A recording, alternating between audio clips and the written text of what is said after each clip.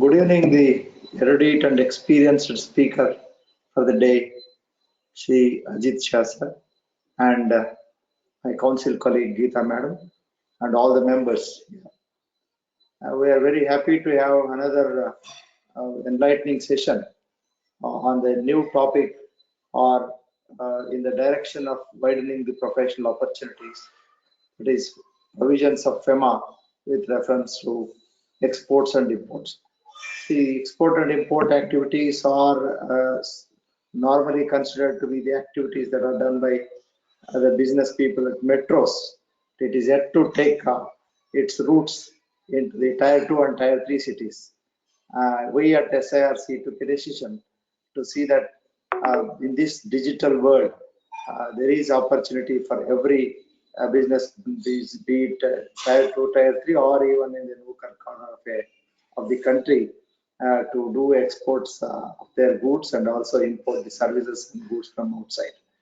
So with this, to expand, widen the very activity of import and export and get acquainted to it, we have arranged this webinar with more focus on small and medium practitioners, as well as in general the practitioners at the metros also. So it will be a very useful session to all the members, for which I will be very happy to be welcoming all of you. First of all, I very heartily welcome Ajit Shah sir this meeting on behalf of SIRC. A warm welcome to you, sir. Also, I welcome Geeta madam for this webinar, and each one of you delegates, very warm welcome to you all. Your presence has been very inspiration for us to conduct such programs. Before entering into the subject by the erudite speaker, I request Geeta madam to introduce the speaker to the audience. Over to you. Thank you.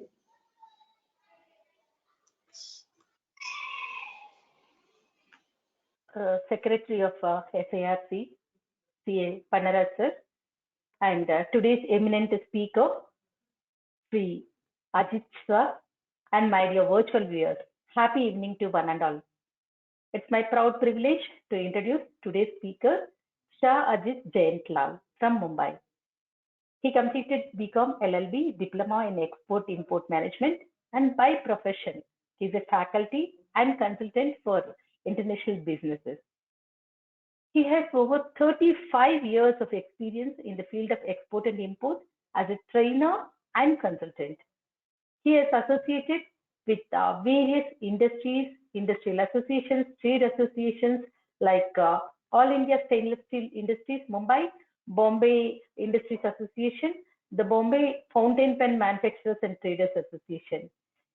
He was an editor for All India Import-Export Weekly Journal. He has received SME Excellence Award for 2011 by SME Chamber of India. He is a faculty member and conducted seminars and provided in-house training sessions for various business organizations, manufacturing concerns, and premier management institutions. He has written various books on exports and import policies, procedures, tax management, advanced licensing, regulations relating to import and export from India, export documentation, procedures, national foreign trade policy, and duty drawback, and so many other matters related to import and export activities. So with this brief introduction, we once again wholeheartedly welcome you to today's session, sir. Thank you.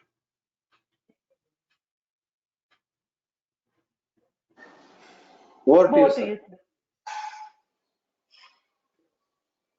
Am I to start? Yes, sir. Okay. Good evening, professionals, my friends, all chartered accountants, taxation, and now management, and now these are one more dimension for practicing a new angle. Today, the clients have become more demanding. They just do not want the chartered accountant just to file their income tax returns, but I have seen that successful professionals, successful chartered accountants are those who has wide knowledge about the varieties of the business aspects of this. And today, the attempt of mine is to share with you those aspects of FEMA, export and import, with a very clear idea in my mind that you should be able to add this value addition to your clients by knowing this today's webinar, the basics of which, because you all are chartered accountant, you know how to read the text, you know how to read the law, how to interpret it. But what I am going to share more is my experience on all these 35 years in the field of export and import, and correlating with this. We will divide the time available with me into 3 parts. We'll first concentrate and go little more into detail in the exports, where I feel more opportunities for you as a professional to enhance your practice, to extend your services and your knowledge to your clients, existing clients, and not only that, but even to extend your knowledge of today into a real practical guide, and then take it as an assignment as a professional for chartered accountant. So let us toss the coin and start with the subject. Export, all of you know, goods going out of the country, foreign exchange is coming into India. That is what an export generally we understand, and rightly so. Since export refers to and relates to a foreign exchange, that is where the FEMA and the RBI comes into the picture. So how it happens? Your client, client who are into the field of export and import will definitely reach to you for some kind of an advice. So when it comes to you, you should have a fair knowledge about the export and import and the FEMA aspect thereof. So for that, I invite your attention to master direction. Please remember categorically number 16, 1-6. So master's direction number 16, which is dated 1st January 2016, like any other master directions. That is the base, that is the punch, that is the right basic document which you require to masterize it. On 1st January 2016, when this master direction was introduced, till today, till we are discussing, there are 7 amendments took place during this period. As we all know, that law should be stable, but it should not be stagnant. So as and when the need arises, as and when the situation required, RBI has amended, has issued the circular, has issued the guideline, and this master direction, which was published in 16, today is 21. So almost 5 years, there are 7 situations where the amendment took place, and the last amendment has taken place on 8th of January 2021. What we are going to do is that we are going to cover up to the latest one, that is till today, and we'll try to study this entire master direction. So first and foremost, your reference document is master direction number 16. That should be handy, and that is what you need to really study to practice the FEMA and export import. Now, for exports, there are 3 elements what you have to always remember category. We call it a 3 point. The first is DGFT, Director General Foreign Trade. It is an organization which works directly under Ministry of Commerce. It is an organization, it is the department of Ministry of Commerce which is monitoring exports and imports. They are the policy decision taking organization, policy implementation part of it, and it is like an export control or export facilitation organization which you should be well aware about its function, its a scope, and for that www.dgft.gov.in is the website on which you will be able to get the full particulars about DGFT. So friends, whenever you want to practice in the field of exports and imports, it is a DGFT which you cannot ignore. You have to rather understand more and more and more about this institute called DGFT. Second, you have to remember is the customs, the port. Customs is an authority revenue under Ministry of Finance, Department of Revenue. This deals directly with the goods, duties, and the import and export physically when it comes to the port. Yes, customs is also implementing several policies, several guidelines which is issued by the DGFT. Rather, DGFT and the customs need to be studied together to understand the real exports and import activities. These two, I can briefly think I can say they are the EXIM controlled or EXIM regulating organizations. And the third is Reserve Bank of India, and under it RBI, all the banks, or popularly what we call it authorized dealers. So truly speaking, if you have a fair study, fair knowledge about DGFT, about customs, and about RBI, I think you will be very, very successful in handling these your clients' queries, your clients' situations on exports and imports. So this is what basically you will have to work it out. I will take it in a flow way, how exactly you have to do it out. Let us say that Asha International is one of your clients. Either they are in exports or they wanted to go in exports. And as a chartered accountant, they come to you and they seek your advice, they seek your guidance, they wanted you to help them. So first thing, all of you are well aware that they have to take importer exporter code, IC as popularly we know. It is issued by the DGFT. It is today online and it is easily doable. There's hardly any procedural issues, and yes, you require a PAN number, you require a cancel check, Aadhaar card, all these basics. You can go into that and get your IC code. Today, your PAN card will be regarded as an IC. Now, first, your takeaway for today is that all my chartered accountant friends, I'm too sure you will also have existing exporters and importers on your files. The first thing what you can tell them is the new thing which has taken place in this year, from this year only. As you know, till last year, importer exporter code, once you take it up, it was like a regular, and you're not to report anything, you're not to submit any returns of that. But from this year, from 1st April, they have introduced a system of what is called updation of your IC. Yes, friends, all the exporters who are having their importer exporter code has to go to the system on the DGFT website. They have to follow the 3 steps formula and they have to get their IC updated in the system itself. And once it is updated, your IC will remain active.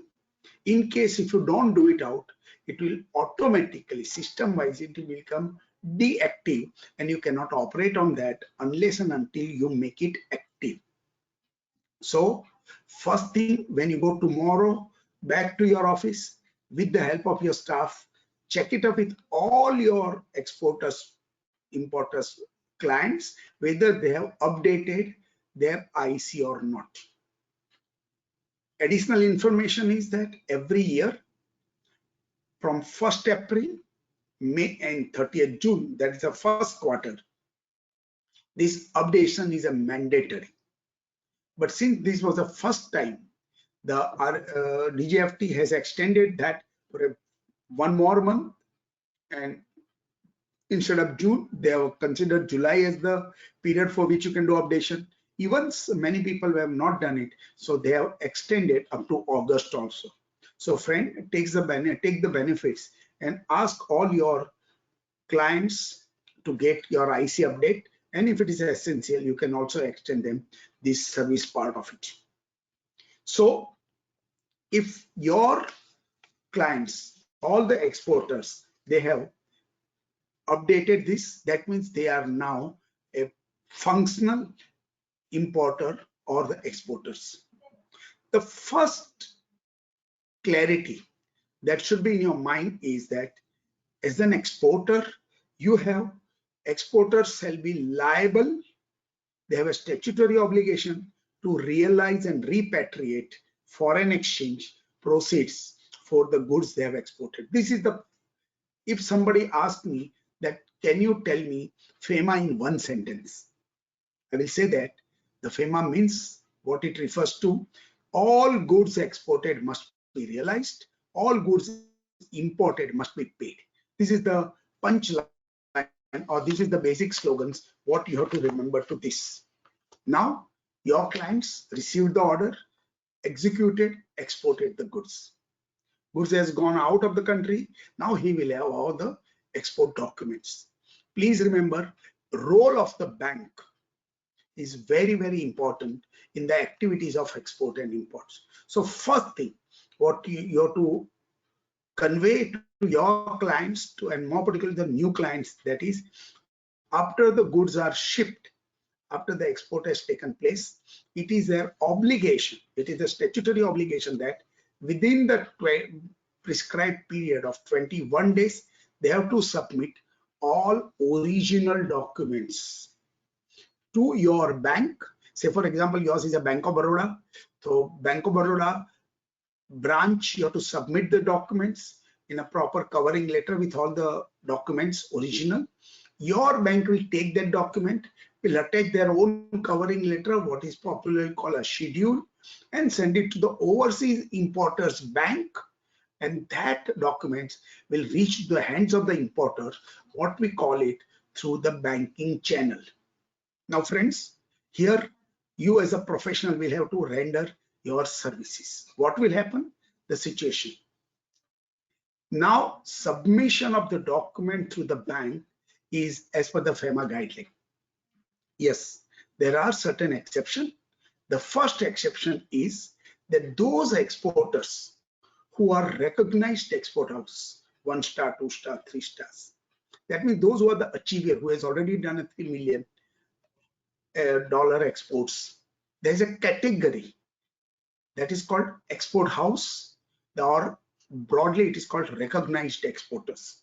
So the recognized exporter has got a privilege that they can send the document directly overseas and not necessarily to be routed through their bank. However, a copy set of documents is also to be submitted to the bank for the record and creating this. And the condition is that, however, the payment must be realized through the banking channel only. This is the one case. There's another case, second case, in which case full payment is received by exporter before the shipment. Then the privilege, then the facility is given that he also can send the documents directly. And third is, if the RBI has given a specific approval, then he also can submit the documents directly to overseas. Otherwise, in all rest of the cases, all remaining cases, please ensure that your clients submits the document to the bank well within the stipulated time of 21 days. I have a client in Bandra, Bombay. A captain of the ship started his own company and he was regularly exporting. But after the exportation, he used to get the money, but he never used to submit the document to the bank. And all of a sudden, when it has come to my notice, I said, these are irregularities, which we need to work it out. Yes, we approached the bank and explained to the bank, and then whatever was required to be done, but we regularize. So what is the first thing what you have to make a note today in our webinar that all the export shipments, whatever are done, it is very, very essential that the documents must be submitted to the bank within the 21 days, and within that period, the documents will be submitted to the bank. In case of any irregularities you find, then please rectify at the earliest possible so that you remain with the compliance part of it. One very important thing I want to draw your attention. In the year 2000, so this when FEMA was introduced, 21 years has passed. If you will see, and if those who are studying the FEMA over a period of time, you will observe that Reserve Bank or Government of India and both have become liberal and liberal and liberal. Our FEMA provisions has become more liberal as compared to what it was before 20 years, and now it is considered that it is one of the operatively very liberal or really part of it.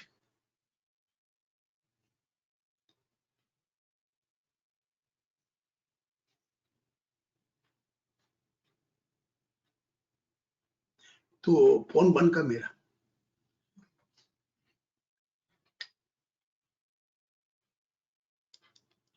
So that is about the submission of document.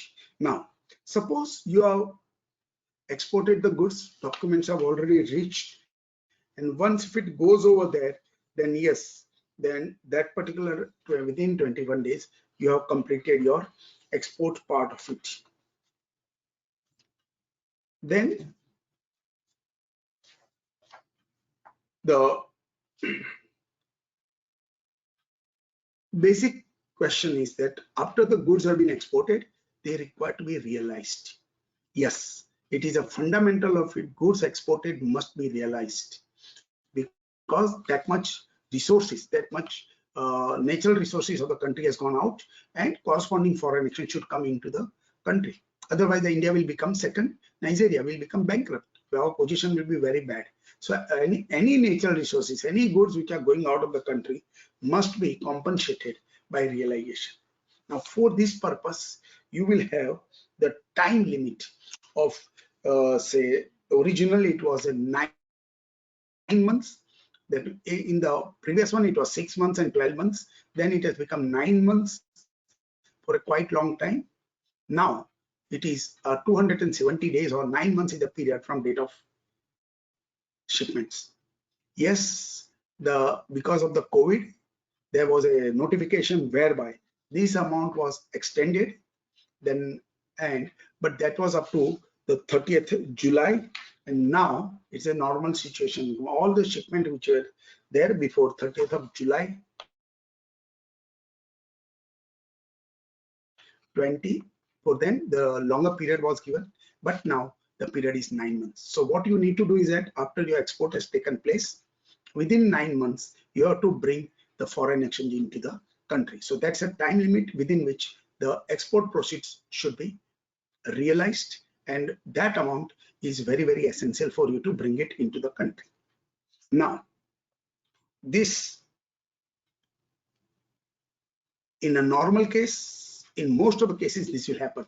But yes, friends, there are certain cases where in spite of your best efforts, despite of your efforts, you have not realized within that time limit, within the scheduled time. So today, let us say the 9 months is getting over and you have not received the part amount or you have not received the full amount. So what you need to do, what you have to advise to your clients, you have to advise to your clients that if the amount is not realized within the stipulated time, stipulated period of 9 months, then the exporter should approach his bank, AD bank, and request for the extension of the time limit. So there is no standard form. All the bank has given a free format. What you need to do, you have to write a letter, you have to approach the bank, give them the fact of the case and ask for the extension of time. Banks have power to give you an extension for the time limit at a time initially for a period of 6 months. So 9 months is an original period, 6 months is further period which is given to you. So with this extended time limit, yes, you have to bring that much foreign exchange from the overseas party. So the moment you realize this part of it, that is what you will require to do it. So friends, your obligation is to bring the foreign exchange in the initial period of 9 months, and or if the time is extended, then with that extension of time, you will have to bring the foreign exchange. Now let us see one situation. I have a client in Malad over here doing a garment business. We exported the goods to Germany. It was a Genshirts, Boss, BOSS was the brand. Goods we regularly used to export, and there was no problem we were facing. But in one of the shipment, or rather my last shipments, when the goods were exported, the buyer, after the goods reached to a destination, started behaving funny, non-cooperative, non-supportive. Goods have already reached to Germany, and now the buyer is showing his color. Now friends, please remember, there is an enabling provisions in FEMA that after the goods have already been shipped, you are free to change the buyer. Here I will say FEMA is considered the realistic situation. You always wanted the goods to be sold to the buyer who has placed the order. But sometime situation may so happens that that buyer may not cooperate, that buyer may not be available, that buyer is not behaving the way he should. Then you as a seller should not be helpless. Your act, your law, your government supports you, and there is a provision that you can change the buyer. Now, in our case, it has happened, the goods what we exported to Germany, that buyer was not ready. Then we found out an alternative buyer in Germany. So alternative buyer to whom we identified it, he knew that my goods are stuck up, so he will not take at the real price. He will ask for a discount price. Yes, for me it is a frustrated sales. Very good provision is there in FEMA. Then they say that if you wanted to change the buyer, you are allowed. Now please understand here that your shipping bill, in your custom document, you have mentioned buyer A, but you are giving it to buyer B. Absolutely no problem. It is permissible, and the government has taken care of it by giving the appropriate provision. So you change the buyer, instead of a buyer A, you are giving it to buyer B. The buyer B will definitely take the advantage and will not give you the invoice price or the full price. You want to come out of the hot water, so you also will agree to the certain extent.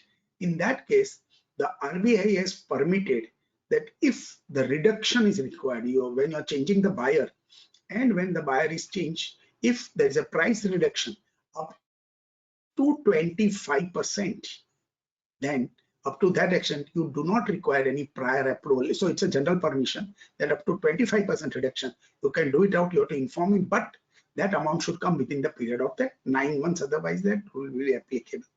According to me, this is a very good provision. And friends, similar provision is also getting reflected in the ECGC also. You as a chartered accountant practicing in the field of export and import should have a reasonable knowledge about the ECGC. Here, these two provisions, they are very similar, although not identical, they are very similar and have the same purpose of saving the exporter, helping the exporter, facilitating the exporters, and this 25% is already given to you, and based on that you can work it out. So friends, take the benefits of this, and it is not necessary that the country in which you are selling originally, you must identify the buyer from the same country. In fact, half of the goods we are sent it to Doha, Qatar, and we realized it. So that is what is very good provision. Part of it is that. Then there is another situation. We exported goods to a company in Nigeria. My buyer was from Nigeria, but I used to get the payment from Hong Kong. So For many, many years, this was a practice mainly when you are exporting to Africa. As we all know, two facts about the Africa, that Africa is very, very, very potential for export as far the demand is concerned. But as far as the financial position is concerned, that Africa, but Africa as such is facing financial problem. That also we are aware. So we may not get the payment from Africa. We may get from the other part of the world, but we are getting the foreign exchange into the country. So third-party payment. Third-party payment is buyer to whom you are sending the goods is not making the payment, but somebody else on his behalf is making a payment to you. Now, when that situation do take place, at that point of time, we need to understand that what is the proviso or under the FEMA. Friends, remember two circular from the RBI. RBI circular number 70, which was of 2013, in which they have put three conditions. In this circular, they say that third-party payment will be allowed, provided there is a tri-party agreement that both the countries, all three parties should put this an agreement, and in this agreement, it should be mentioned about all their arrangement, what they have it. These are first. Second condition was there that when the shipping bill is passed, when the export declaration is being done, at that time you have to mention that we are sending the goods, this is the buyer, but the payment will come from another party, and that party name should be mentioned. That means at the time of shipment, you must inform to the government, you must declare the government that this is an arrangement which we are going to do it. And third, as we know that there are certain countries which are under the FATF, those countries are not, and the financial dealing for them are not to be encouraged. So the payment which is coming from third party should not come from those countries which are listed for this part of it. Otherwise, that is doable. That notification, that circular 70 was very clear guideline as far as this is concerned. But still, the Indian exporters were facing the difficulties on various reasons. So, a lot of representation took place saying that these conditions are creating a hassles problem. Reserve Bank always give the hearing and always give the ear to the problems of the people. Here also, they have found out, yes, this may be a difficulty for an exporter. So when circular number 100 was introduced, amending the circular number 70, the first condition of tri-party agreement that was been diluted, and the individual bank were given the responsibility that even if there is a no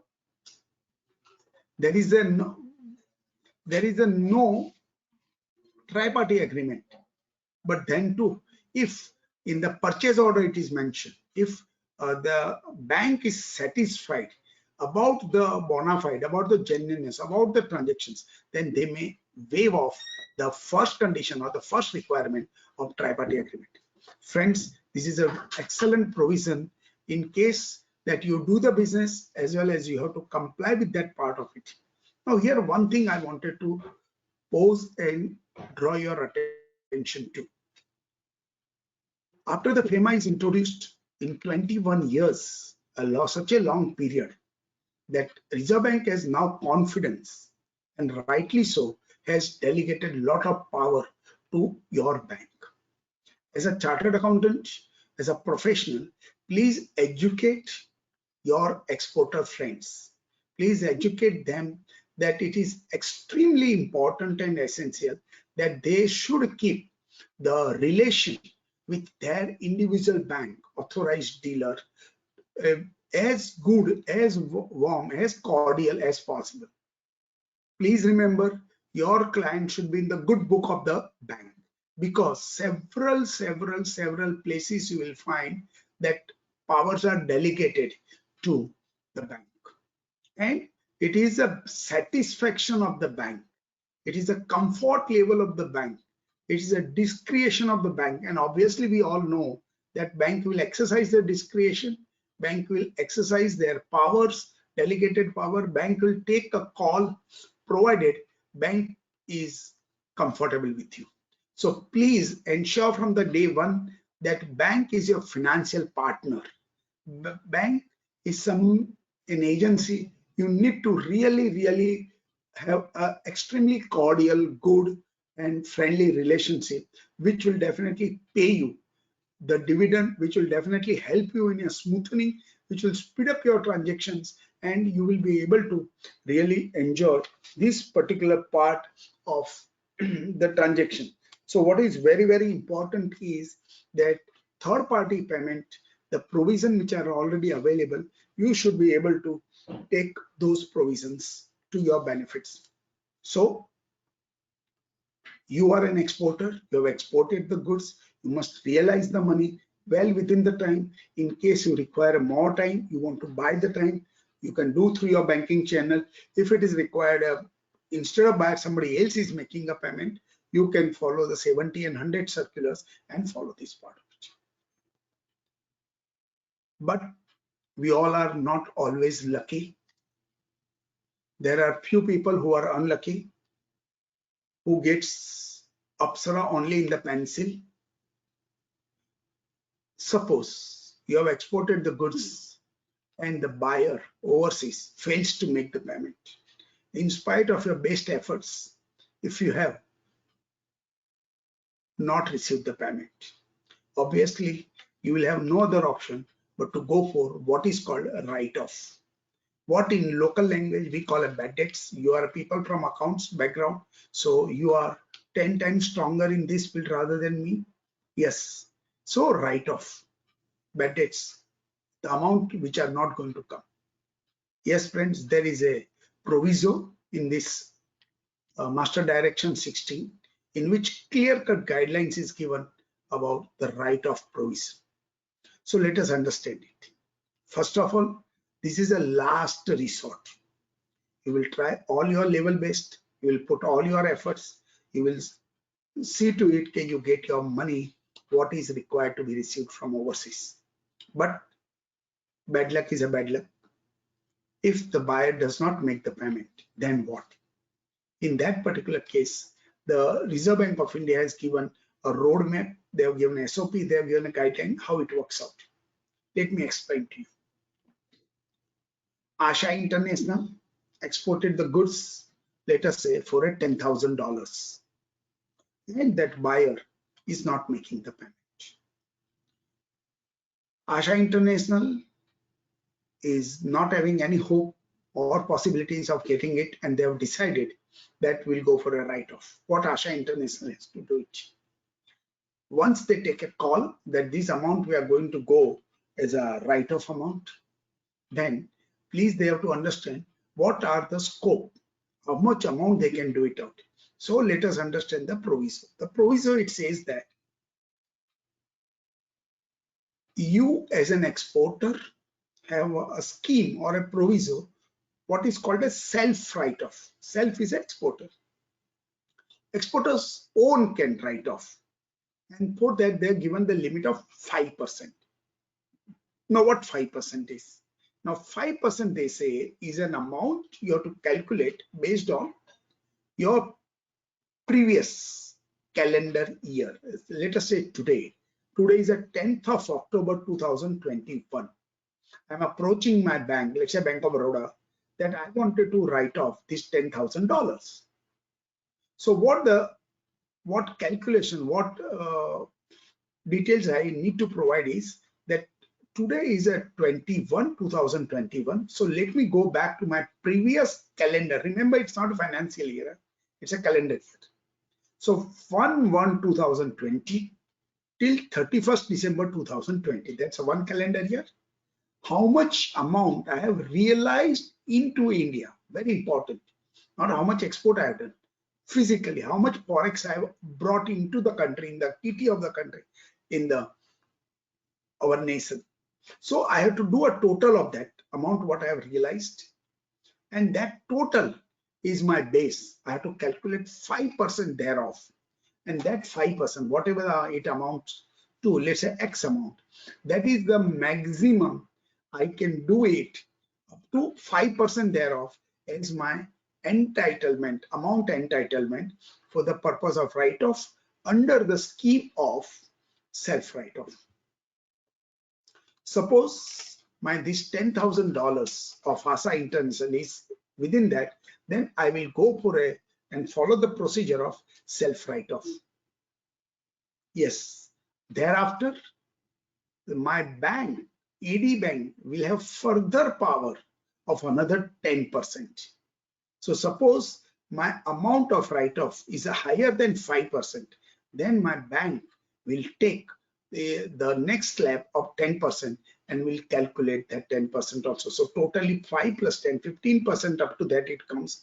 At my ED level, at my bank level, the write-off may take place.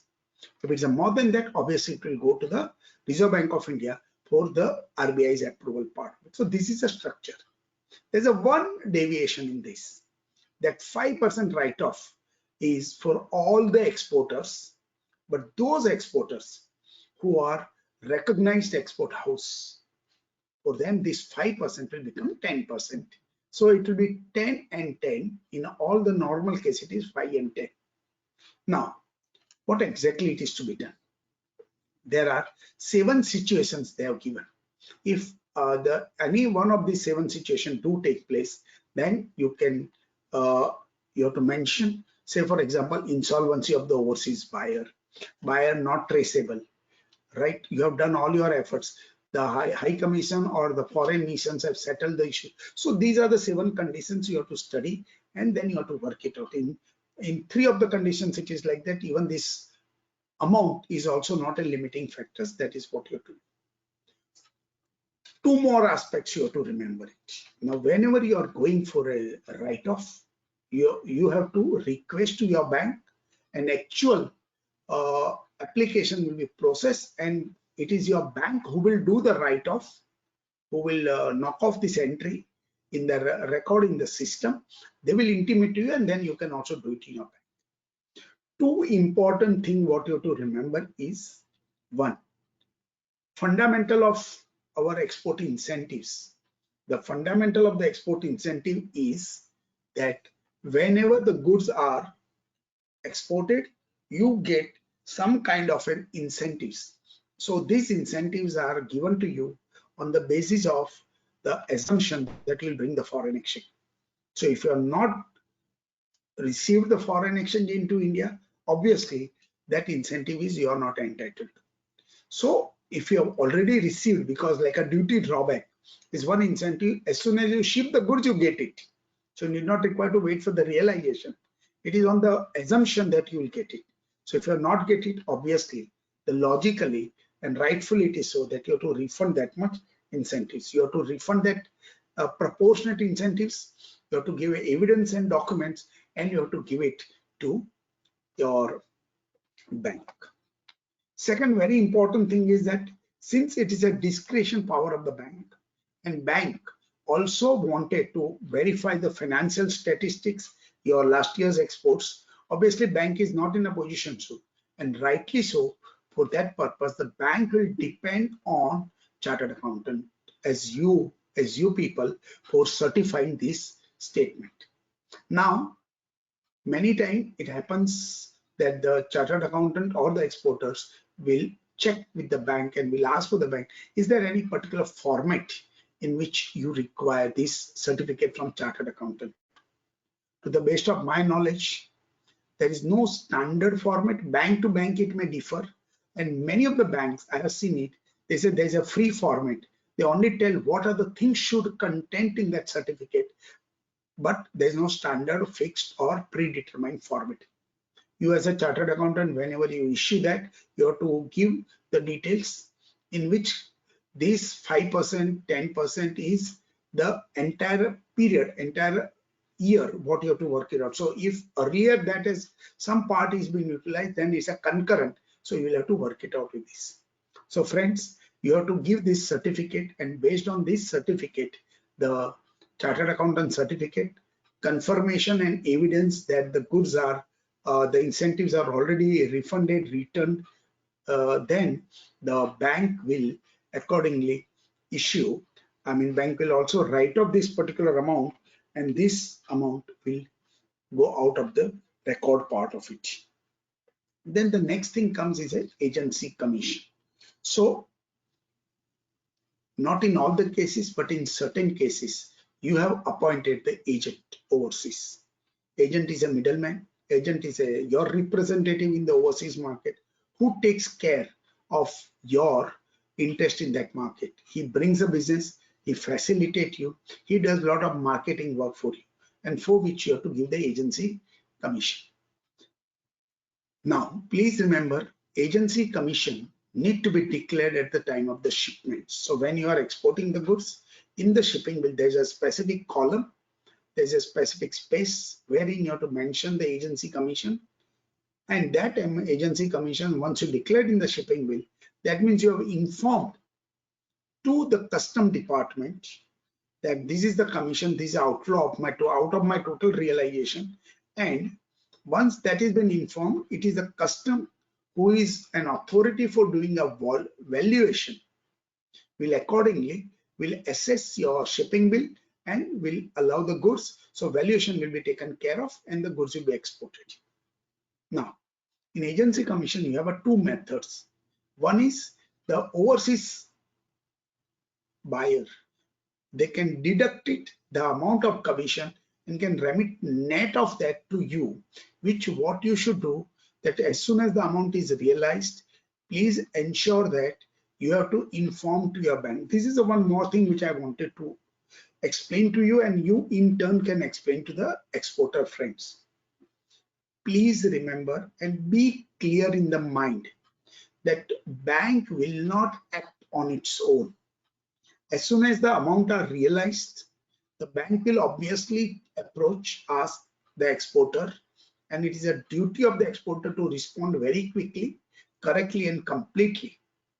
The moment you have received any amount from the overseas, the exporter should inform to the bank this amount is against which invoice, which shipping bill, and if there is any calculations like an agency commission also already deducted, all the details they should give it, including purpose code. So based on that, bank will make the entry accordingly in the record as well as in the system. Now, please remember, many of the time the exporter fails over here. Either they are ignorant, they don't do it very properly, and that results into several problems or multiple difficulties over a period of time. In the beginning, it is a small issue, then it becomes a problem, and then it becomes a much bigger problem, which at times become difficult to resolve also. So what is very important, ask your clients, ask your exporter friends that every amount which are realized in the bank, they should give a very proper letter, very proper information to the bank how that amount need to be recorded, required to be done. Exporter instruction will be the basis for the bank to make the record of that amount, what they have realized, this part of it. So this is how basically they need to work it out with this. Are you getting clear up to here, sir?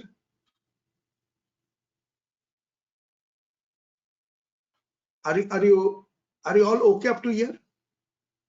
Yes, sir. We'll continue. Shall I go ahead in the same page?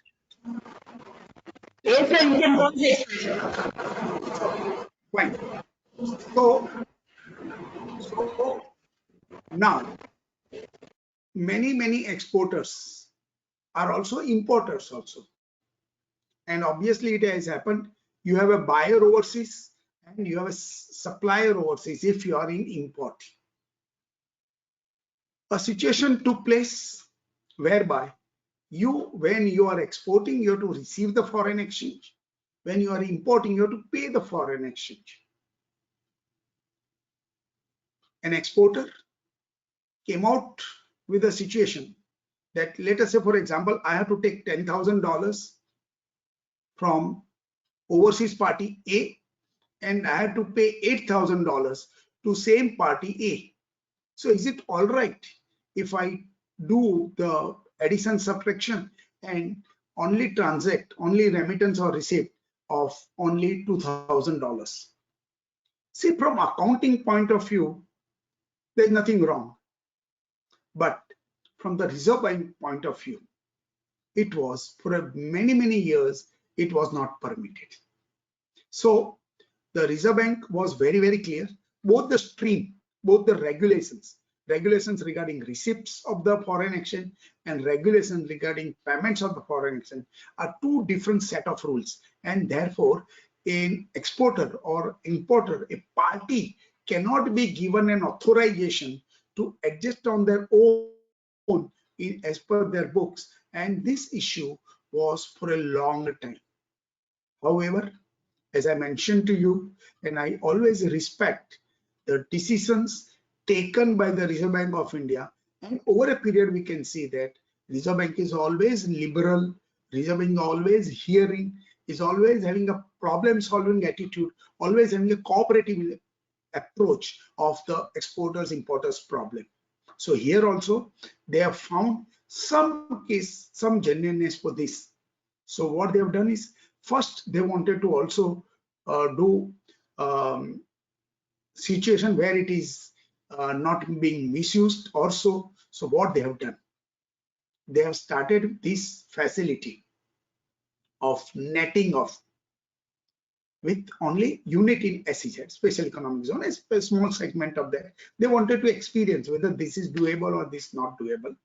So they set a rules for that, and the unit in SEZ were allowed to do the netting off with the overseas party, and more particularly when and then there was a rule it should be done on a one particular date only, and then you require a later confirmation. Procedure is already set into that. That is how basically they have to do this part of it. Then the demand also came from the non-SEZ unit, and to the best of my knowledge and to my understanding, it was a diamond industry, gems and jewelry. They were the one who were requiring this facility much more stronger than any other organizations or any other business sectors. Gem and jewelry exports is one of the highest top exports. So government also has considered, they have examined it, they have found it that yes, this can be extended to the other than SEZ unit.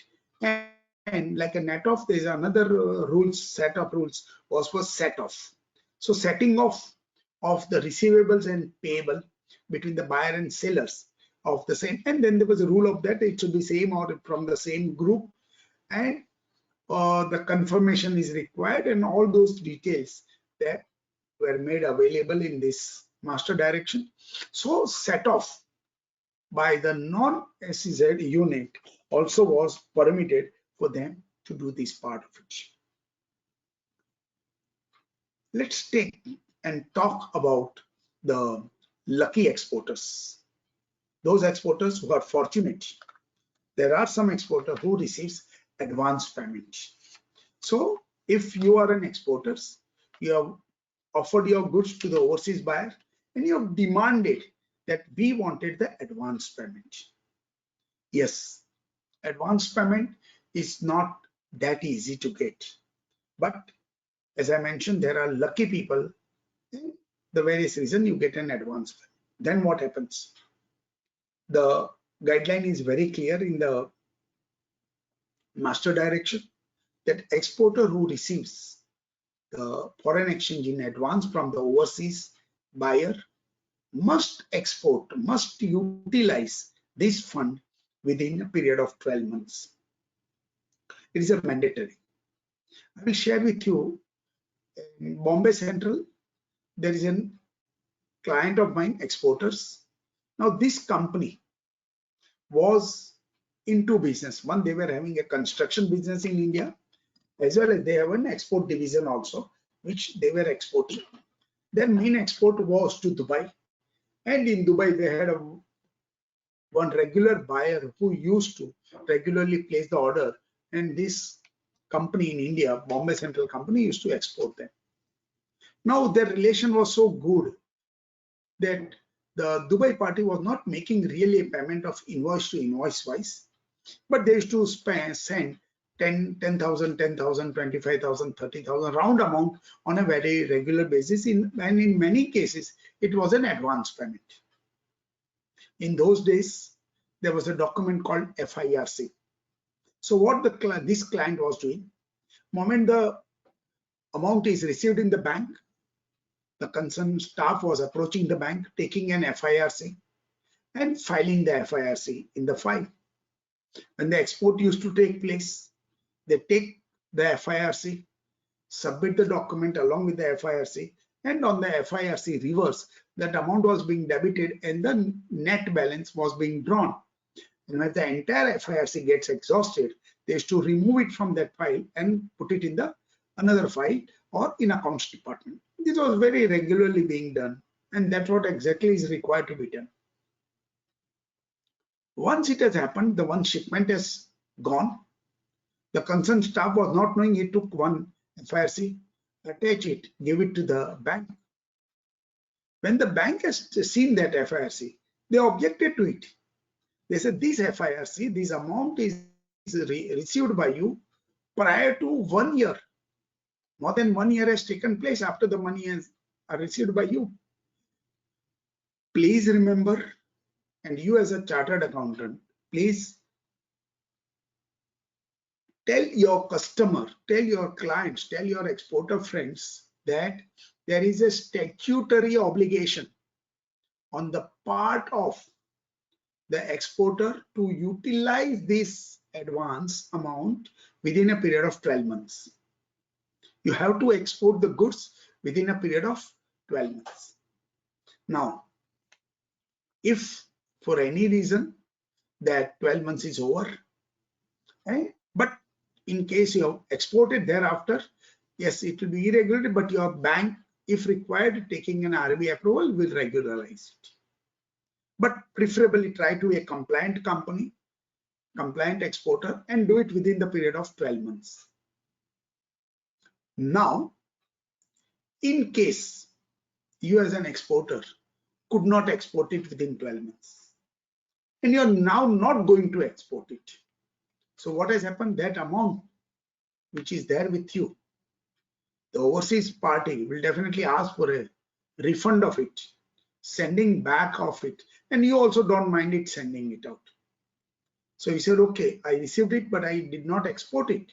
I did not honor my commitment. Let him take it back. Yes, friend, you are allowed to do it. But please note, your bank, your AD bank does not have a power to allow you to send this money. It requires definitely the approval from Reserve Bank of India. So RBI approval to resend the money back, which was originally received as an advance against the exports and which was retained by you for a period of 12 months plus, is not at the discretion of the power. That power is still with the Reserve Bank. Your AD bank has not been delegated this power. Your bank will definitely has to take a prior approval from the RBI, and then only they can act upon whatever the RBI directs it. One very important thing I wanted to draw your attention to. If we go through the FEMA, various provisions, at several places you will find that the general exemption or automatic route, what we popularly call, is given. Now please remember, whenever the automatic route is given, wherever general permission is granted, there are certain conditions, there are certain riders, there are ABCD. Please remember, you can avail that general permission only and only if you comply with all the conditions. I underline the word all the conditions fully. If any one or few or some of the conditions, if you are not in a position to comply, that general permission is not available to you and you have to go for the approval. Second very important thing is that all the schemes, all the provisos are very specific. So you have to honor, you have to understand that proviso, And if you are using one particular proviso, one particular scheme, one particular method, it is for that only. Don't use the one method for the other one. I'll give the example. Advance against an exports is basically to facilitate the exporters who are in a better position, who are in a position to dominate the foreign buyer and get the advance payment. It's a good. It facilitated the exporter because the exporter will be extremely good in finance. But please do not use that as a borrowing route. Advance against the exports is basically given to facilitate your export business. So that amount is specifically to be earmarked for export purpose and utilized for exports. So you don't do it out, you keep on getting an advance, which is nothing but a hidden loan kind of a things, advances kind of things. You have intention from the day one not to export and then return that amount. So please, that's why I'm saying whatever the purpose which are given in the FEMA, they are to be honored, respected, and they are to be operated only in that way and not in any other way than what it is intended for. If you do so, it will be always good. Prior approval is always better than a post facto approval. Post facto approval many of the time will lead to a problem. So wherever you have a gray area, wherever you have a difficulty, please remember, for everything there can be a two interpretation. Generally in the business, in the management, anywhere. FEMA, several places you will find that there are not only two interpretations, there are more than two interpretations. So what is very important is that take the conservative view, be a compliant company, respect the law, respect the rules, respect the regulations, and try to see that you are doing a business within the framework of the FEMA RBI guideline and whatever the details are available to us with us. So friends, this is what basically I wanted to mention to you, this part of it. We all know that this advance, again I'll tell you, if there are certain exporters who are well settled exporters and they feel that yes, they require a longer period, at the time initially only they can approach the bank, give it in the writing, and they can take a much longer period. In fact, in the initial if you inform, you can take as long as 10 years period, which is very large in any case, but it depends upon the nature of the exporters and kind of things. There's also another one where there's a project exports, capital goods manufacturing, which is going to take a longer period. Yes, then in that particular case also, the RBI consider that 1 year, what we are considering is a normal situation where it is required. So what the advance should be taken for the purpose of advance only. I have a client. He is a manufacturer of a pencil. So he makes a capital goods machinery for pencil making. He got advance from the USA buyer. Now later on we came to know USA buyer has also got the order from Mexico, a company in Mexico. So Mexican company gave the advance to USA buyer. USA buyer gave it to us. So part amount we received as a part of the advance. Machine was prepared. Goods were ready in about 3.5 months. Machine was very huge, occupying a lot of space. Now 40% was already received. 60% further was to receive from the USA party. In meanwhile, USA party and the Mexican party, there's some dispute took place. So Mexican party did not pay to the USA buyer, and therefore we did not receive that amount. Now the machine which was prepared for exports was occupying so much of the space in the factory, and the factory was not big enough. So it was all the facing a problem. Even his local business, his other business was getting affected. So he repeatedly asked that USA buyer that please do needful, give it to me so I can also get rid of my space and all those things. He flew to USA, explained to that, and that is how he came to know that this is the reason they were not being able to do it out. So now the situation is that how to resolve it. Our application is already with the Reserve Bank of India through our bank, and We are just waiting for the decision to take place. Now, how to do that money part of it, loss part of it, all these we need to work it out. One more thing you have to remember is that, please remember, Reserve Bank is a banker's bank. It's not exporter's bank. It's not an individual bank. It's not your and my bank. Our bank is Bank of Baroda, UCO Bank, Union Bank, HSBC. They are our bank. Reserve Bank is a banker's bank. So anything you as an individual cannot approach the bank directly. You have to do, even for prior approval and everything, is from or through your bank only. So please remember that you have to go, all the applications to the Reserve Bank are necessarily to be addressed, and it is to be considered through the bank only. We all are aware that there is a facility of an exchange earner foreign currency account.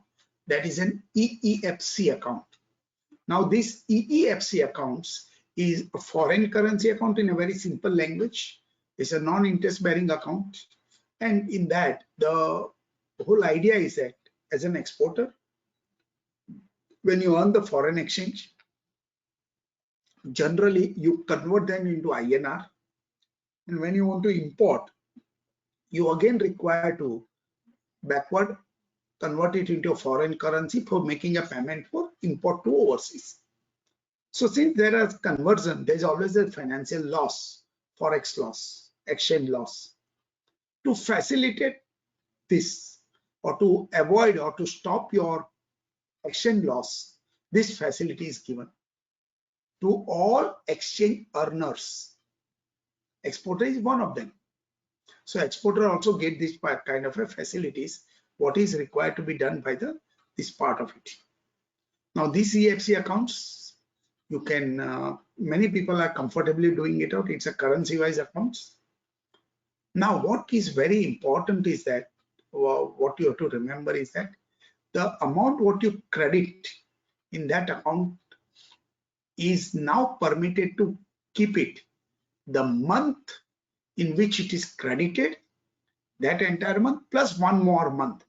So let us say on 10th of August today, if 10th August that amount is credited, entire August and September end, that is on 30th September, till that I can keep it. But what are the balances left on 30th September? That amount which are deposited today must be converted automatically in INR, so that I don't misuse that EFC facilities by holding the foreign exchange in anticipation of any exchange rate benefits or the avoidance of the loss. So this is what basically it is there. So use it or convert it. That is what basically it will work it out with this. Now, one very, very important aspect I'm going to now deal with you, that is the new area I feel you as a chartered accountant can do it out. This particular topic which I'm going to do, I'm already dealing with many chartered accountants on an independent level, on one-to-one level, and I see there is a good scope of not only your consultancy, but even for guidance for this. So what is that? Please remember that Reserve Bank of India has got one of the role is to conserve the foreign exchange. Forex is valuable assets of the country, and they must be preserved, they must be protected, they must be kept in safe hands. When you export the goods, that foreign exchange is to come into the country. Now, what happens? Let us take one example. You are exporter, you have exported one machine. There's a buyer in Canada, 10 lakhs of rupees. Goods have gone out. 10 lakhs of rupees, one machinery weighing about 2 tons exported. 10 lakhs is a value. That Canadian buyer or the foreign buyer did not make the payment to you. So obviously, that 10 lakhs is your loss, exporter's loss, individual loss, company loss. Is that enough? Is that the only thing? Answer is no. Even our country, let us say it is a steel, it's an iron of 2 tons. My country before the shipment was reached, let's say buy 1,000 tons of steel. Now it is 998 tons of steel. My country has become poor to the extent of 2 tons of steel.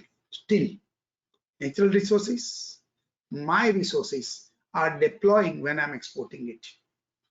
So it's a fool's paradise to keep on sending the goods and not getting anything in return. No good government will allow this. Yes, one of the function of the Reserve Bank is to ensure that goods which are being exported for which corresponding foreign exchange should come. Let me take you to the history. Earlier there was a GR form. In this GR form, it was basically a document through a mechanism system whereby you export the goods. One GR form copy goes to the bank and then to the Reserve Bank. When you receive the money, the Reserve Bank again get the intimations, and both the GR one copy get matched and relinquished. All the banks were supposed to send half-yearly XOS statement that was on a physical form in a particular format. This was being done from day one. But as you know, that monitoring this XOS statement, monitoring this paperwork, monitoring the statement and outstanding was a Herculean task. Then online came. So the XOS and the paper statement has got converted into an online system, computer system, technology based.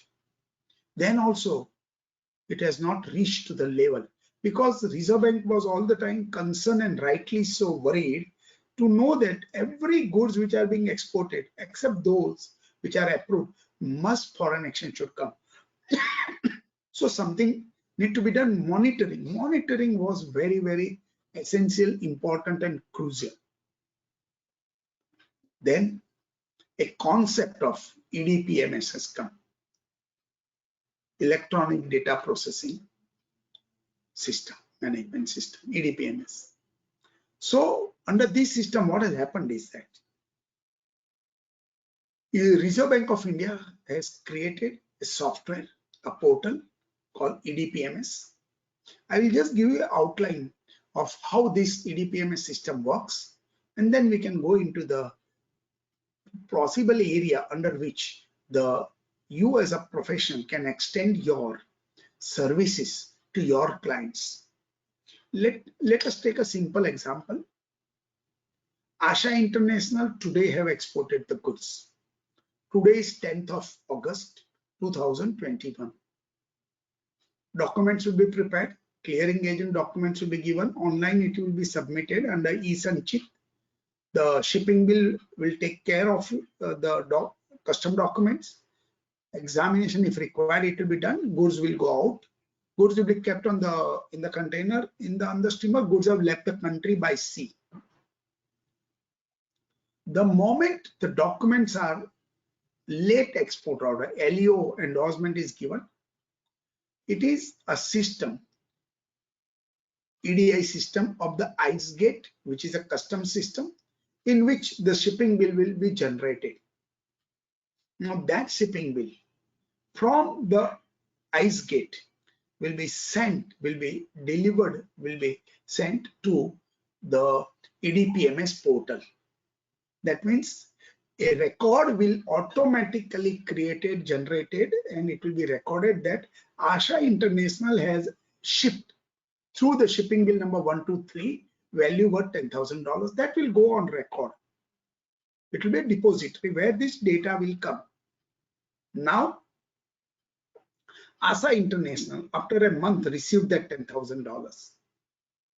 So what Asha International will go, as I told you, Asha International responsibility is to go to the bank, and moment that $10,000 has come, has to give a full details that this $10,000 is against my invoice number 123. So they have to give a letter, they have to give a purpose code, they have to give the documents, all the details they have to give it. And the bank, let's say is Bank of India is his banker, then Bank of India, the officer will, what he will do, he will retrieve that particular shipping bill number which is already there, because in the shipping bill number you have given your bank AD code. So that will come the data, they will retrieve the data, which will say goods exported by Asha International, shipping bill number 123, value is $10,000. Here the amount are received, where Asha International is telling to the bank that this is for invoice number 123. So they will match, and the moment it is matched, it is the bank will follow the system of entering, and once the data is entered, when the system is updated, that entry will knock off. So automatically this shipping bill number 123 of Asha International will get squared off, and it will show that it is no outstanding. This is a continuous process. This is required to be done.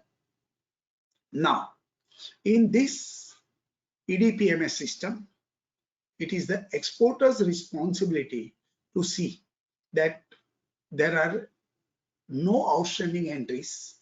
There are all the entries for which they have done the shipments and they have received a foreign exchange are properly accounted for. Now, please remember what you have to do it. When you go back tomorrow to office, whatever 4, 5, 10, 15 exporters, clients are there with you, just tell them to approach their bank and request the EDPMS outstanding statement. It will come in a Excel sheet format. There will be a certain few columns. In that columns, it will be mentioned that in the system, how many shipping bills are outstanding for which the payments have not come. So let us take an example that you have got a one company called Deepika Exports. You have asked them to do it. They went to the bank. In the bank, they make a request. They have to give their IC code only, based on the IC. Entire EDPMS system is an IC code system, based system. So his bank will go to the system, will type that IC code number, and will get your printout. In that printout, Deepika Exports outstanding shipping bill according to the system. Please remember, as per the system, are so much. Let us say there are 12 shipping bills which are outstanding. So what it means? That it is a system which has reported, which is saying that Deepika Export has got 12 shipping bills for which the payments are not received. I feel once you get this statement, once you get these details, it is your activity will start. Please remember, any entry in the EDPMS system which remains open for a period of more than 2 years. Please remember, 9 months is the original period of time. Extension is also allowed. So Reserve Bank has considered that instead of 9 months, any entry which remains open for 2 years, I think fairly large time, and if it is still not paid off, it's still not knocked off, then neither a bank manager, nor a custom officer, not a Reserve Bank officer, none of the officer, none of the individual, none the position person, but it is a system itself which will automatically caution list that company. Please understand, yeah, there's no involvement. It is a system generation caution listing. So once it is caution listing, yes, there will be a lot of problem in your operation, export, import, all those things. Yes, on 9th of October 2020, because of the COVID, because of the problem which are facing the situation by several exporters, Reserve Bank has, for the time being, has put this instructions and they have revised it. Now they are not making any exporter automatically, when the entry is open for 2 years, as caution listed. Instead of that, they say that we'll do the caution listing only based on the recommendation which we will be getting it from the exporters bank or from the ED bank. So to that extent, there is a relief. But please understand, to be a compliant is our own requirements. We don't do the compliance because the government wanted us to do. We wanted to be a compliant based organization.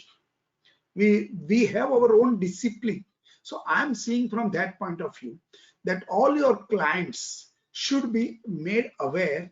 That should be the, I think, outcome of this today's webinar, that you go and tell them that your EDPMS entries need to be clarified, knock off, it should be clear, and you should have the status whereby you say only the normal shipment period, which where the outstanding is yet to come, is good enough. But more particularly, I will use the word old or very old entries need to be attended. So I have explained to you the problem. Now I'll explain to you the solutions. What you need to do it out.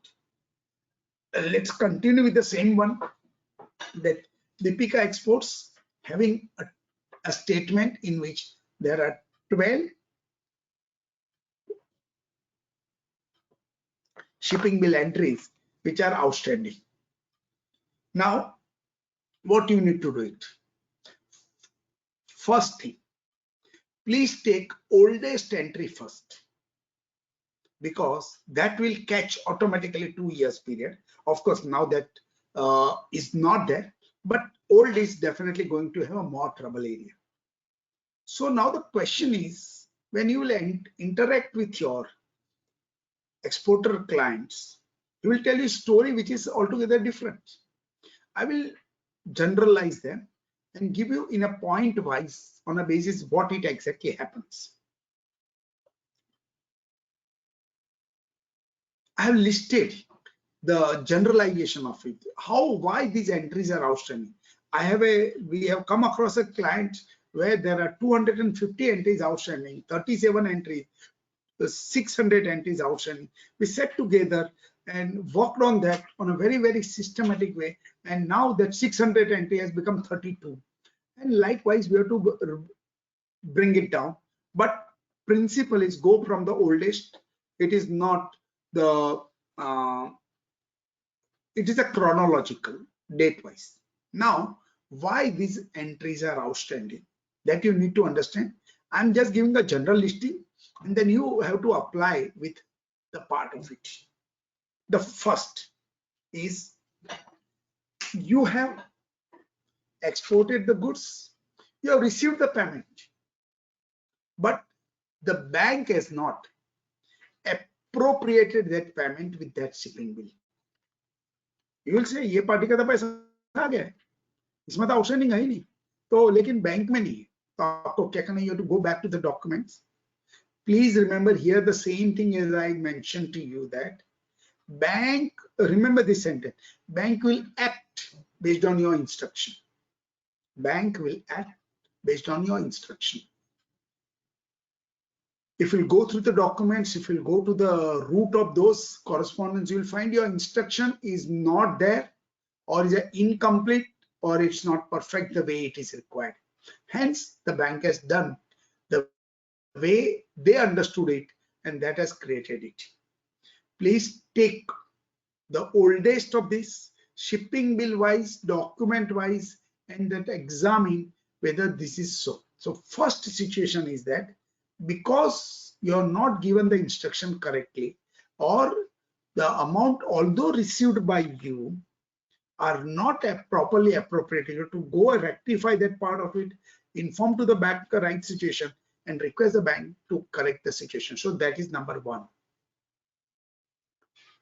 Amount received, but amount not properly appropriated or accounted, or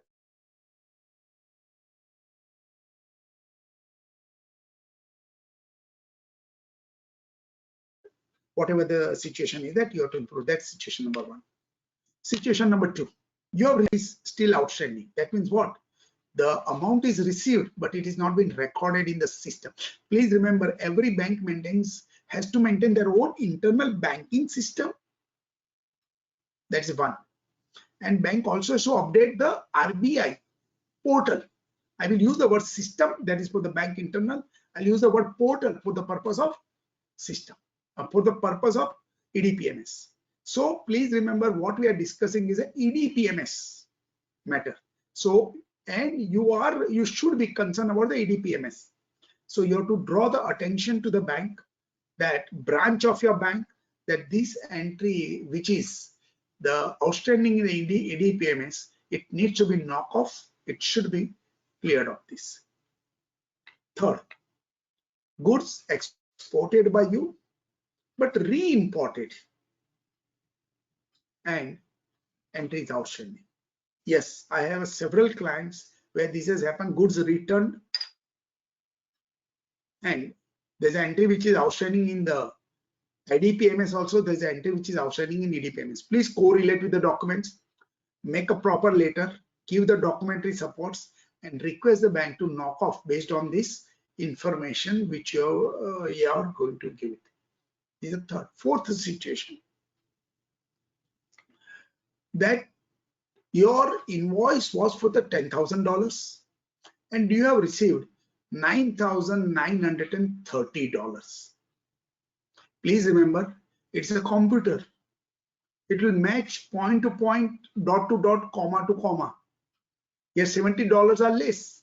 So it will still, the shipping will remain outstanding for $70.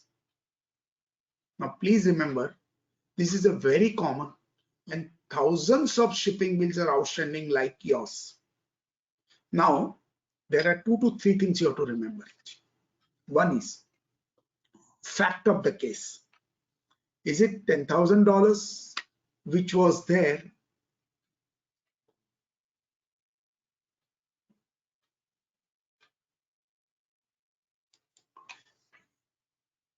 It is the $10,000, but you have received $70 less. In majority of the cases, these are the bank charges.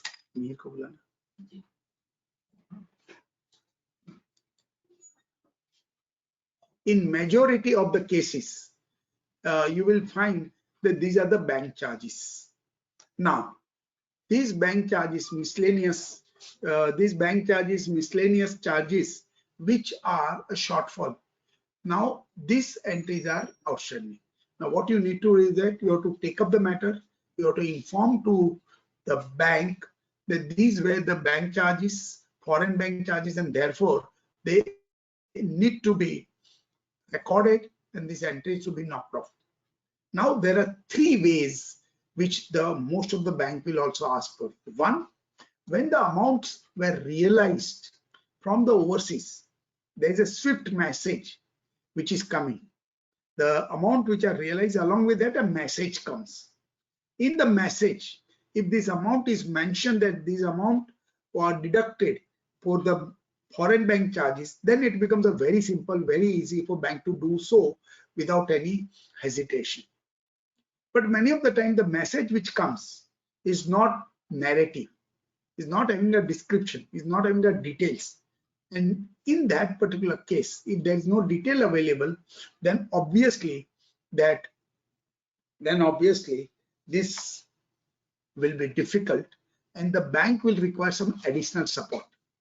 Now, for bank, I have observed that some bank wanted that a certificate from auditor that this shortage is for this, and based on that they can do it out. Many banks I have also seen that they only take a simple declaration, simple letter from you as an exporter, not even your CA. You yourself say that the $70 which I received is for the bank charges or foreign bank charges, and based on your letter, your statement, they will do it out. So friends, you have to just see the comfort level of your bank. You have to see what the bank requires, and based on that, you will need to work it out, this part of it. Now, you as an exporter has to go through all these difficulties, take a entry by entry, understand it. Sometime it has happened that you have received the less amount, the balance amount is still not received, you are not going to receive. Now, what the things are that there are 2 ways you can still those entries remain outstanding. Please follow the write-off procedures, but ensure that in EDPMS, no shipping bill should remain outstanding. What in technical language we say, it should not remain open. That entry should not remain open. It is your responsibility as an exporter to close to knock off this part, which you cannot do, your bank can do it out. So you jointly with your bank need to work it out, a documentation, need to work it out the situation whereby all those outstanding entry keeps on going. Yes, there is also a provision for a discounting. This is a very good thing. Suppose you have exported the goods, your bill is negotiated, goods have already shipped, buyer received the goods, and thereafter there is some quality problem. There is some situation whereby the buyer says that I wanted discount in this. There can be a delay in the shipment, whatever the reason is there. Please remember, Reserve Bank understands that in business, all these kind of situations do take place. They have given a permission that up to 25% reduction in the invoice is allowed without a prior approval. And beautiful part is that if you are an established exporters with a good track record, and if you are in the export for at least 3 years, then that 25% limit is also not applicable in your case. You can also go for a more reduction if the demand is so, the situation is so, and based on that you can work it out with this part of it. So friends, I feel that I will stop over here regarding the exports part of it. So FEMA and exports, what we have done, let us see a very quick overview. That export means goods going out of the country, foreign exchanges coming into India. You require DGFT, customs, and RBI as a 3 agencies involved into this transaction. There's an EXIM control, there's a foreign exchange control, both are need to be worked it out with this. Documents you have to submit through the bank. Bank is a very, very key role player in the export activities. Time limit is 9 months within which you have to realize it. In case there's a delay, go for an extension of that. Detailed rules you have to study for the extension. In case you want to reduce the value, there's a reduction in the value. Possibility of changing the buyer is allowed by the Reserve Bank. You can do so, and in that also, if there's a reduction in the invoice, that also is allowed in that particular part. Extension, you can take it, but ensure that you realize. Bad luck, if the write-off is there, you can apply for the write-off 5%, 10%, and RBI approval 5% for status holder become 10%. So that is a financial limit within which you have to do this part of it. Write-off, there is a setting off and netting off. That provision is also there, wherein the buyer and seller should be same or within the same group as per the rules. This is for the SEZ as well as for the non-SEZ agency commission. As I mentioned, that it can be both the ways. Either it can be deducted and you receive a net amount, or you receive a full amount and you remit, provided you have done it in the shipping bill declaration. If it is not done, then it is a bank's RBI bank's power. EFC accounts, as we have mentioned, is a very good account for you to save your loss of exchanges. And last important topic, what we have done is for the purpose of EDPMS, one of the very important current and hot topic, where almost all the exporter needs the help, they need a guidance, they need a support, and I suggest each one of you to look into and study in detail on the EDPMS. It is a system-oriented monitoring control device which has been introduced by the Reserve Bank of India as a technology-based methodology. It's a system, it will take its own time to understand and implement, but it is a system today or tomorrow we will require to definitely go ahead with that part of it, and that is what we go ahead with that. Now friend, in the available time with us, I would like to take the second aspect of it, which is an import. Is it okay, madam? Geeta madam?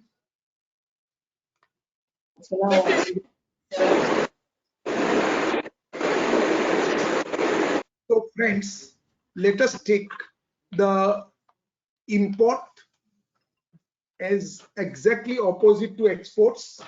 Import is goods coming into India and foreign exchange going out of the country. Now here, what you need to remember is the master direction, that is 17. Please remember, for export it was a 16, for import it is a 17. Again the same date, 1st of January 2016 it was there. Till today there are 8 amendments to that, and the last amendment was dated 28th of October 2020. That means almost you can say about 10 months, 9 months before. So in last 8 to 9 months, there are no amendment to this particular master direction. So now when we are working over in the import, which are the agencies, you have to remember what are the subject you should be careful about. The first one is, please remember that the bank have been given a guidance that when you are importing, when you are assisting your importers, at that time, please follow your banking procedures. Whatever are required to be taken, letter, declaration, please follow your banking procedure. That is the first part.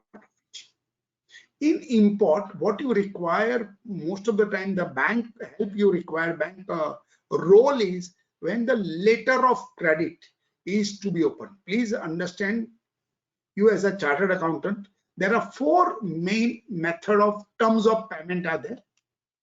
Advance payment, delivery against payment, popularly called DP. Delivery against payment also is referred sometimes as a document against payment, DP at site. Document against acceptance, there's a DA, which is a credit transaction. And 4th is letter of credit. Letter of credit is technical and in which the bank has very active role to play. Now when we talk about the LC opening by the Indian bank against for the purpose of import, please remember UCP 600, Uniform Custom Practice. UCP 600 is a Bible. It was issued by International Chamber of Commerce Paris, ICC Paris, and it is referred as a international guidebook, reference book. It's a Bible to this particular subject. So you have to understand this. And third, they say is that whenever the import is being taking place, or whenever any remittance are going on, you have to also see the Allied Act or the income tax, and the income tax angle is also to be seen. So for the import subject, 3 things you have to remember is that bank has to follow the normal banking procedures, bank has to follow either the rules, guidelines for UCP 600 by ICC for the LC purpose, and bank also has to take care of your income tax, as you know, 15CA, 15CB. That is what they are referring to. Bank have been advised repeatedly by the Reserve Bank of India, that is to follow the KYC norms. Yes, KYC norms are to be followed very strictly, and there should not be any leniency on this part of. So the banks are required that they should follow this part of it. Now the banks are allowed to remit the amount for the import. So whenever the import do take place, they have to remit the import payment, for which the role of the bank will be very important. Only thing bank has to check that at the time of remittance, that proper documentary support as well as the transaction should be for a bona fide transaction is there. Now, in India, please remember, all goods are not allowed to be imported. There are certain restrictions are also there for the purpose of import is concerned. Just for your easy reference, let me explain to you that goods which are to be imported into India, they are falling into different category. The first category, or one of the category, is prohibited items. Now, as per my information today, that there are 84 items, approximately there are 84 items which are in prohibited item. Let's say ivory, tallow, it's a one kind of an animal fat. There are 84 items which are listed in the foreign trade policy, in the customs and on the DGFT website, which are prohibited. Now you as a banker, should not entertain those items. You have to follow, you have to understand this. So these are the import. If somebody comes to you and open an LC for an item which is prohibited, yes, you as a banker, you as an authorized dealer can be questioned. So that's why they say follow these rules. Restricted items. Yes, you can import the restricted items, but you require a license or the condition compliant. There are about approximately 457 items are there which are in the restricted items. There are 30 items which are only imported by canalized agencies, right? It cannot be imported by you and me. It is MMTC, IOL, STC. They are the one who can do it. So you as a banker has to be very, very clear that when you open this, you have to open the LC according to the requirement of what we have mentioned over there. Now, you have already imported this particular part of it. Yes, you can draw the foreign exchange. Now let us take an example. I'm traveling abroad for USA, and then my purpose is for the export promotion. So I draw the foreign exchange which I require. From then it is a current account transaction. Now this amount what I have received, what I have withdrawn, what I have taken. Now this amount I am going to spend during my travel, during my visit. But at that time, I also wanted to give some advertisement over here, which is another purpose. But both purpose are current account transaction. Very good, excellent provision which is available to you in this particular master direction. And they say that any person acquiring a foreign exchange for a particular purpose, for a current account transactions, for a permissible purpose, can also utilize the same fund, same exchange for another purpose which is also permissible. That means compartmentalization is not, it's a block.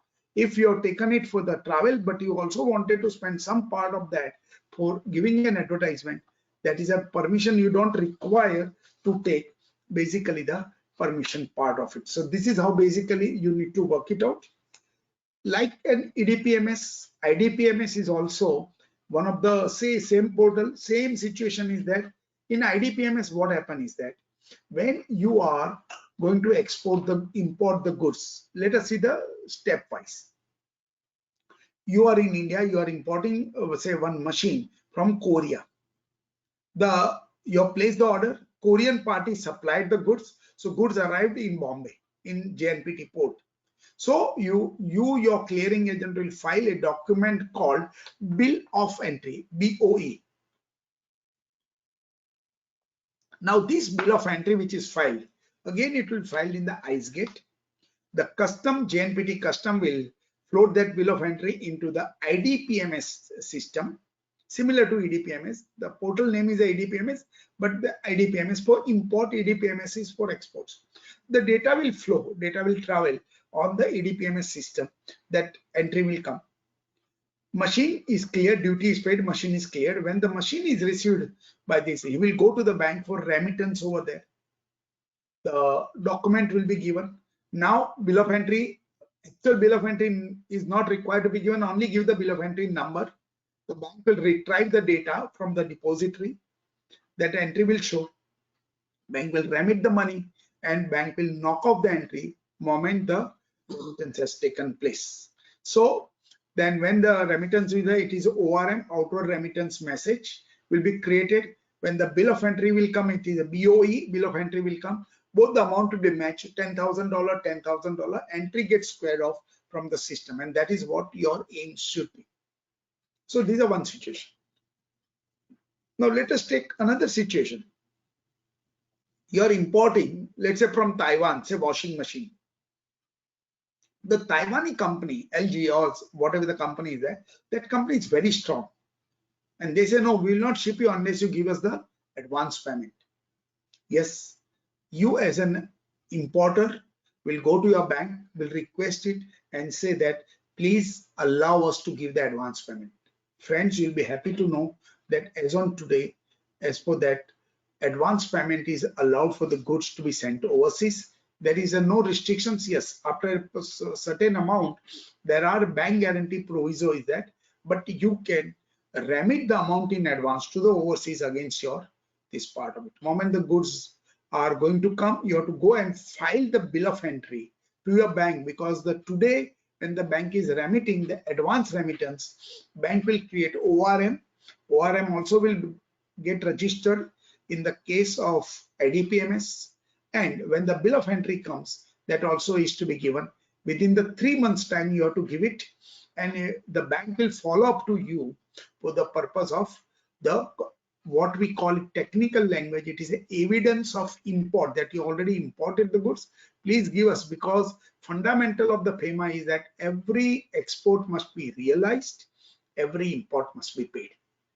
So this is very, very important. You have to give this, and the bank will ensure that all the import and the ORM gets squared off, and there will be a nil, or there will be no outstanding in this particular part is this.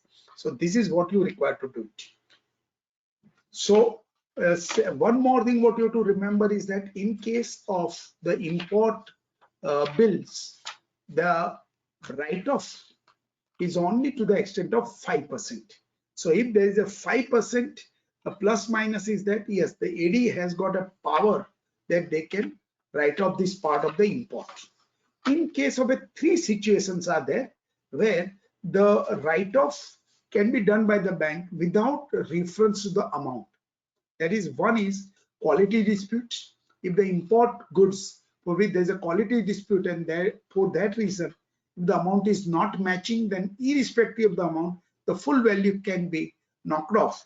IDPMS, it can be write-off. Second situation is a short shipment, and third situation is that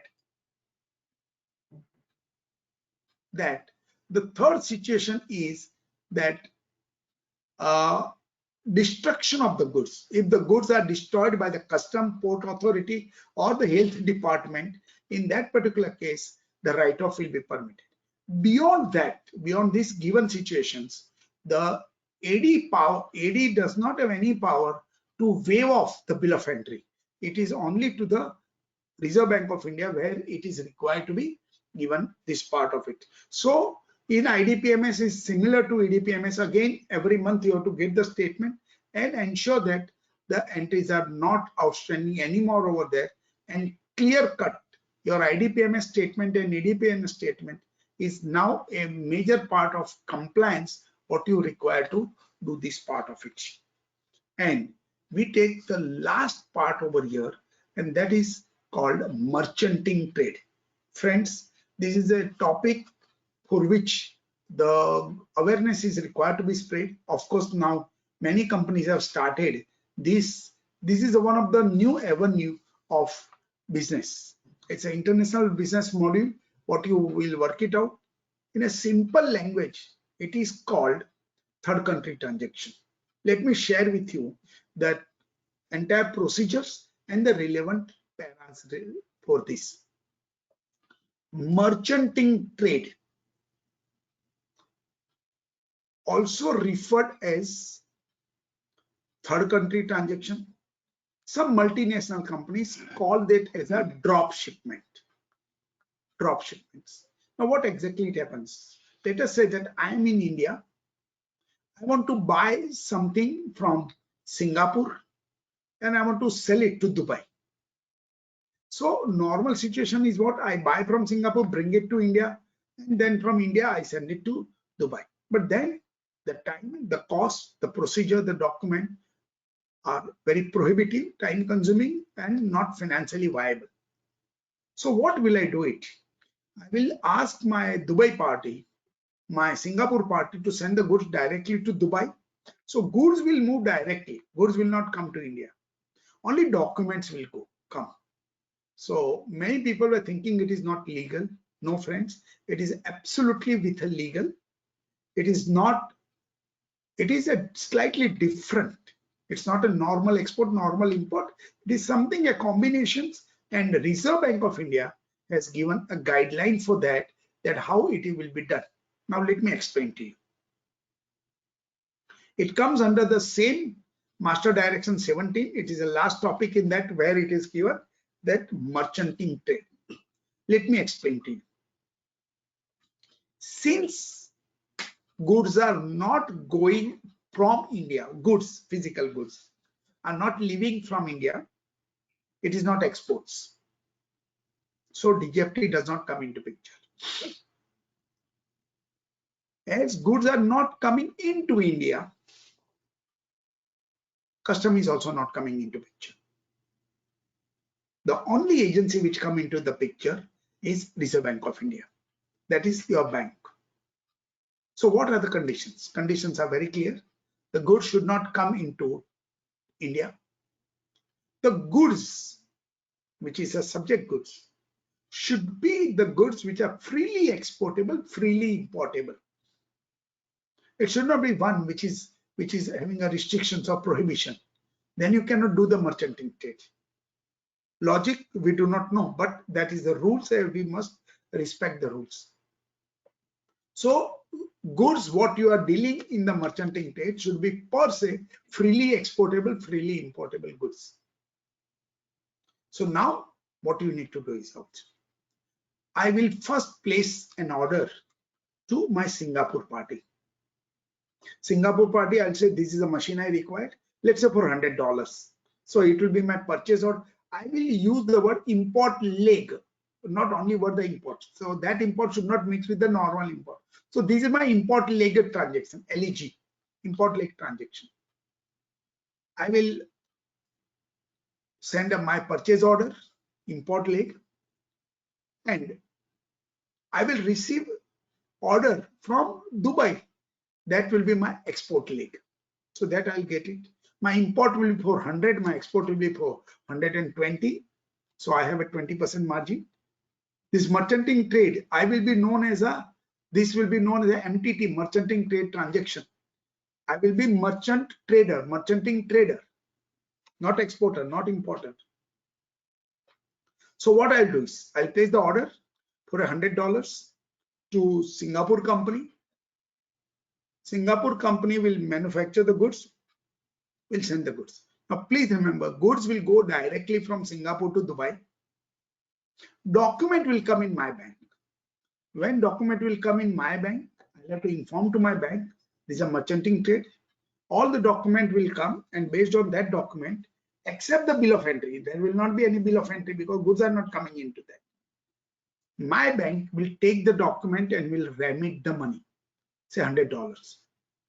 I will take the document. What I'll do is, based on this document, I will prepare my export leg document, which will be more or less the same, but data will be edited. I will make as if I'm exporting the document. That document, I will submit it again to my same bank, and my bank will send it to Dubai. In this, the Dubai bank will receive it, and I will get the payment from my Dubai party. That is $120. This will be the $100. My $20 is my profit, which is coming over there. So this is a merchanting trade, but there are certain challenges. So let us understand what are those challenges.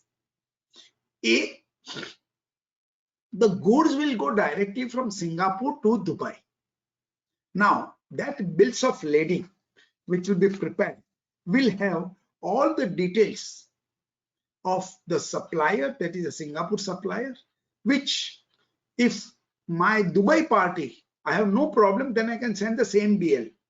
But in 9 out of 10 cases, it is happened that I do not want my Dubai party to know that who is the supplier. He will definitely know that it is from Singapore. Country you cannot hide. What you want to hide is the supplier's name. Then what you do, the original BL, which is received by you along with that import leg document, you will have to speak to the shipping company, and there's a concept called switch BL that you have to follow, that switch BL, and based on that the BL will be sent and to Dubai, which is with the help of the shipping companies, and cooperation from the shipping company is essential over here. This is the first challenge. Second challenge is a certificate of origin. The certificate of origin in this case is of a Singapore. So whenever you are sending a goods, you will have to also send certificate of origin if required by the buyer. Suppose the buyer says, I don't need it, your problem is sorted out. But yes, there's a provision like Indian Merchant Chambers and many other chambers in Bombay. They issue based on this import-based documents another certificate of origin of IMC of the chamber, but mentioning therein the goods are of a Singapore origin. To that extent, it works. Third challenge is a time challenge, time limit. Here you remember there are 3 transactions. The date of shipment of the goods. Date is a date of the shipment of the goods. The date of my export realization and date of my import payment. These are the 3 dates you have to list out, and you have to mark the oldest date, first date in calendar as A and last date of a calendar as a B, and then just see that map A and B, the distance should not be more than 9 months.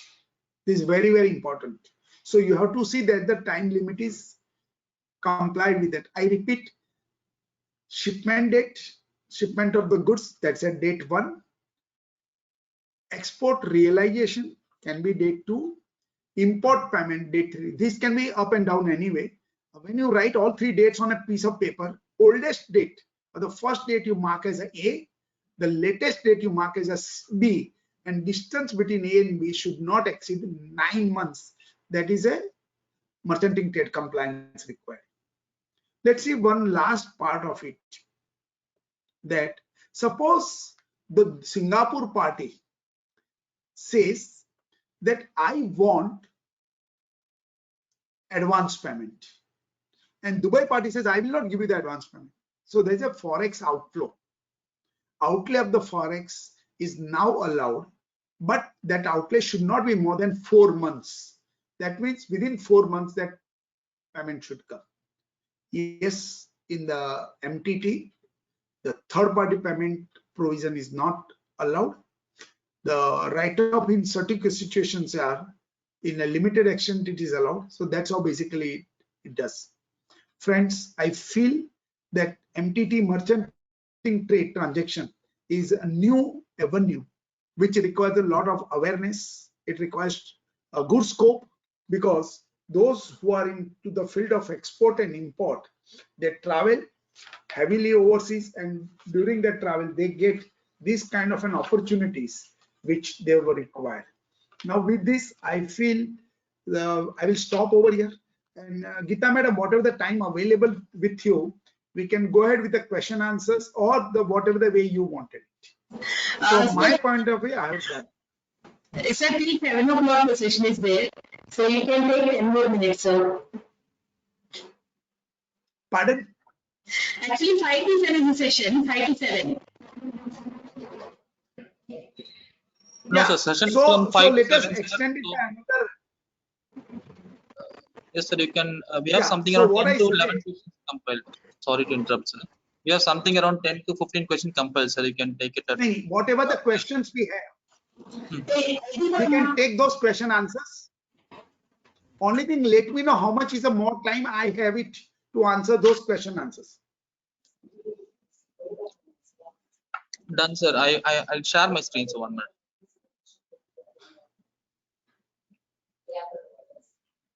So is my screen visible, sir? Yeah. I think I'll go ahead question by question. Do we need to submit documents to the bank even in case of export of services? Okay, a good question. Export of services are basically divided in the 2 parts. One is a software services. So in software services, yes, there's a valuation and there's a declaration. So STPI will do the valuation, and you have to submit the document to the bank. Other than software, what we call a general services or management services, for which you have to submit the document to the bank, but there's no declaration and there's no valuation. So whatever you declare will be taken as a face value, because when the amount will be received from the overseas, you will have to give the purpose for what it is. So if you have not given the services documents, that amount to be will not be able to match. You will not be able to write what purpose for what it is.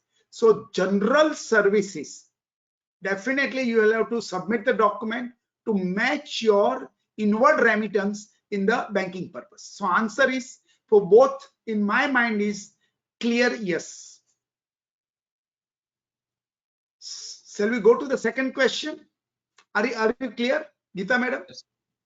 Yes, sir.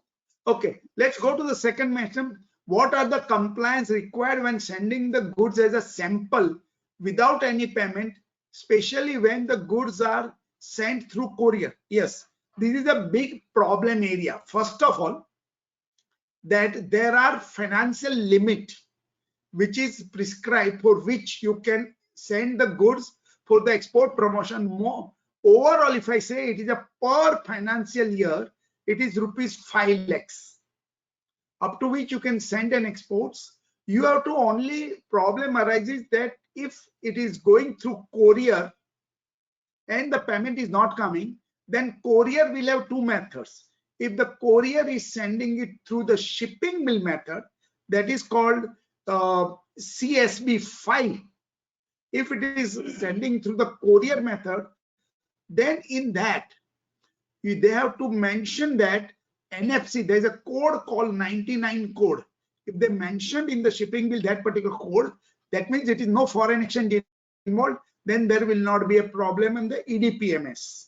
But if they don't mention, then again you have to go to the bank and regularize from EDPMS point of view. Answer to your question is, sending the samples through the courier is allowed, and there's no issue even if the payment is not coming, but subject to the rules and regulations which are given over there. Is it clear?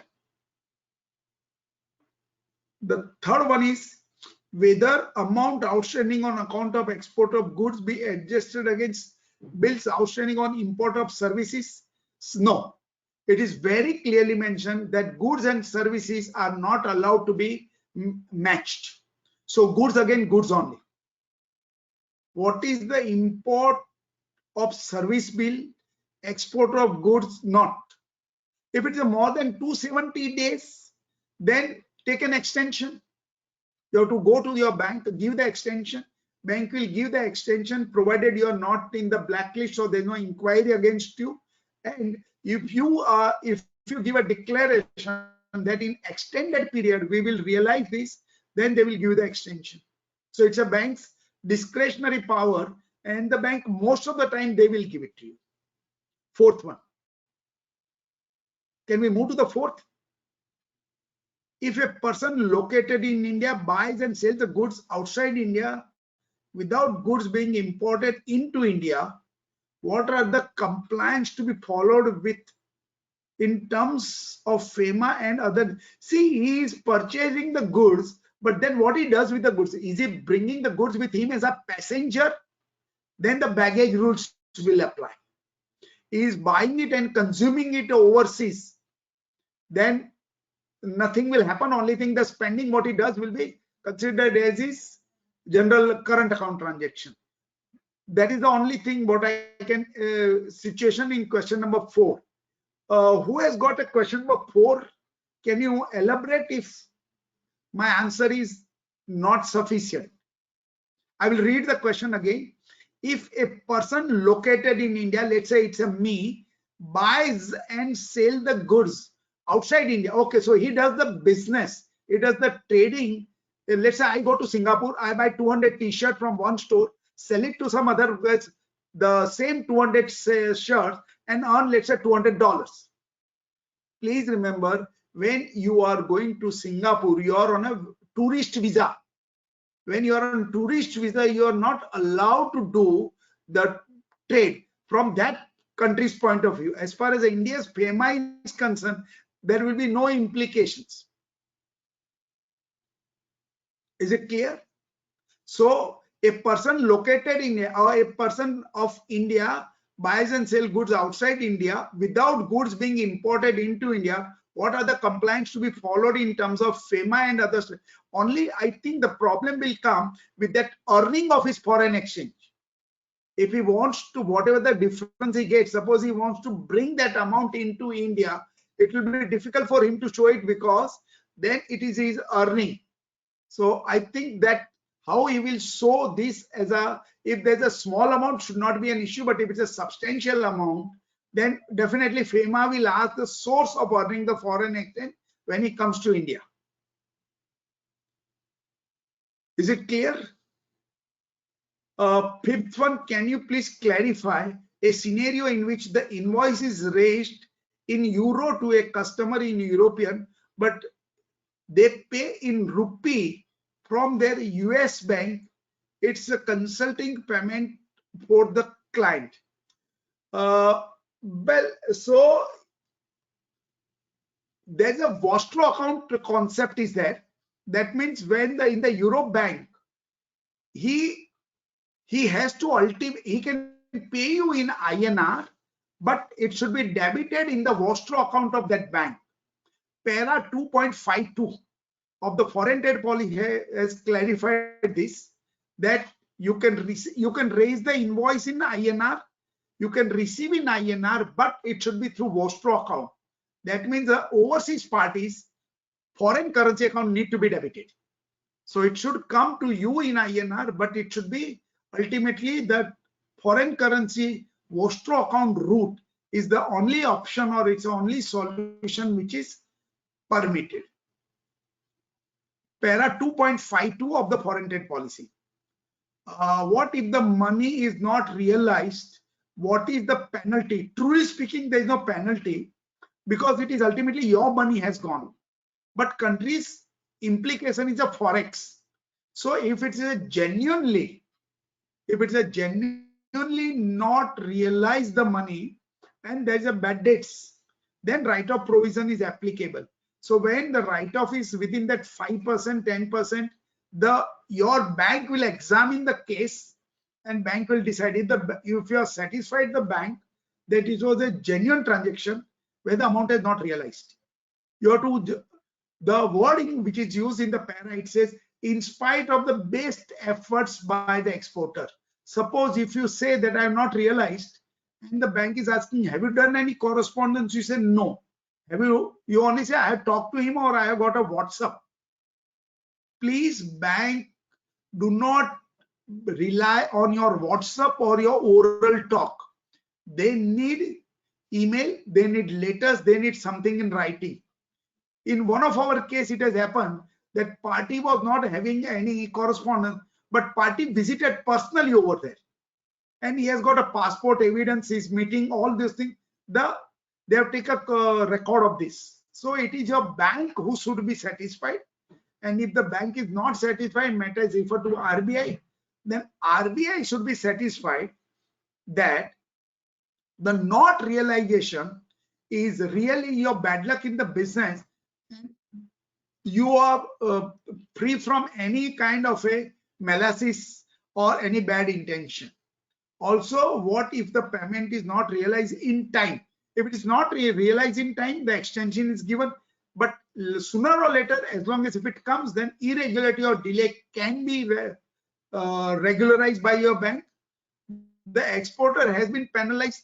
Yes, in the remote cases, if they find it very repeatedly, you are doing it out, then RBI has got a power to penalize it. Otherwise, normal situation, the bank has got only option is to follow up with you for the outstanding payments. Now he receives the payment afterwards.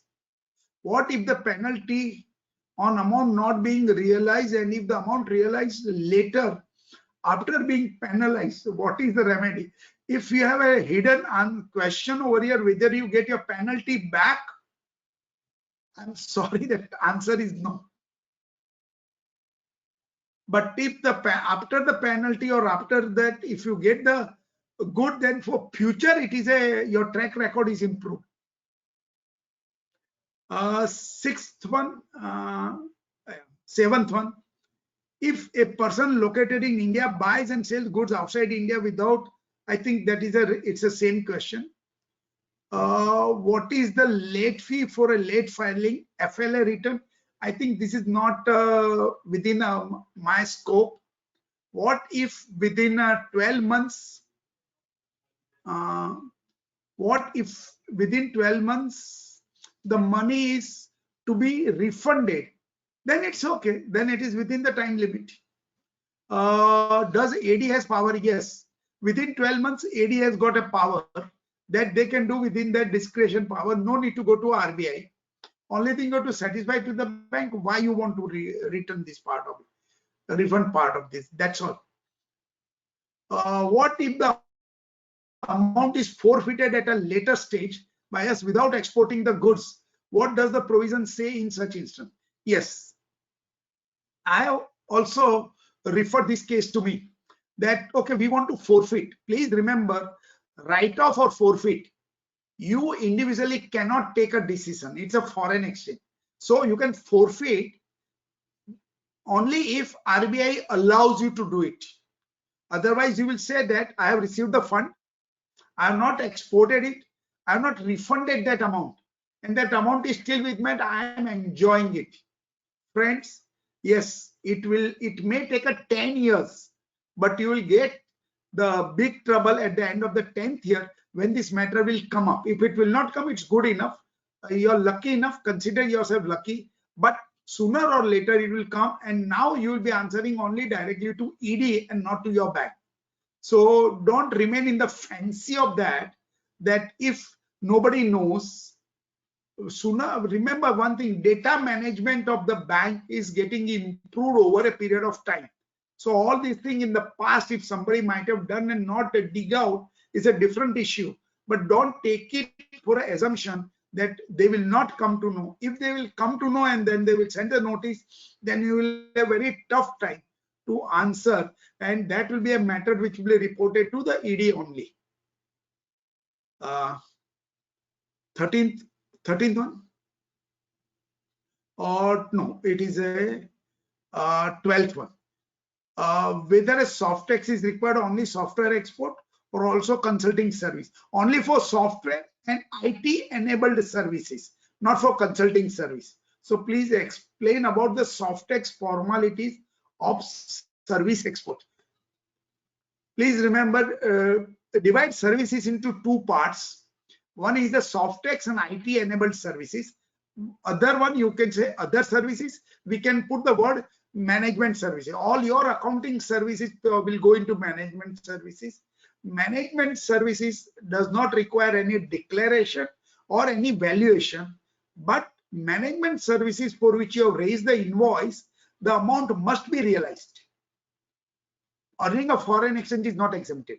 In soft tax, valuation is done by the STPI, and then the documents are given to the bank, and the amount is required to be realized. This. So that is how basically the difference is. 13. Can an Indian exporter forfeit the advances received if the order is cancelled? Answer is yes, but not in automatic route. It is only if approved by the Reserve Bank of India. Even the branch will not have a power. For import vendor outstanding shown in the books of accounts, can EDPMS statement issued by the bank be relied? Yes, because the bank is, no individual bank is making the statement. They only take a extract, they only take a printout. And if it's an import, it will not be EDPMS, it will be IDPMS. So IDPMS statement will be what the system is having. Reality, it may be different. Then you have to go, and if there is a difference, you have to go to the bank, give the documentary evidence, stand on the head of the bank and get it rectified in the system itself, because ultimately system will prevail over what you say and what the bank says. 15th, is there any restrictions on receipt of sale proceeds in a different currency from the export currency? What I understand that you are exporting in dollar and you're getting in euro. Then there is a system called, which the bank adopts, that is called a cross currency rates. So they will take both the currencies, will equate this out, and if there is a minor difference, then that will be very well ignored by the bank. But if it is a substantial, then the bank will consider that as an outstanding amount. If there is any restriction in receipt of export proceeds in cryptocurrency, yes, the cryptocurrencies are not yet recognized currency. So answer is, the second half of your answer is that it is not permitted. Yes, 16th.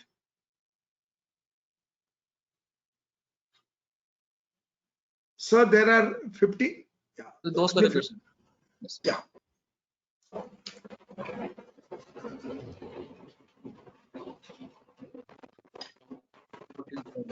Another, sir? Yes. The confessor is still online.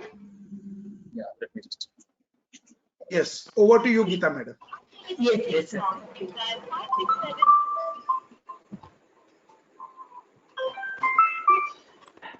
Over. Yes, sir. Yes, thank you very much, sir, for your time. I think you fell short of time for covering the aspects of import.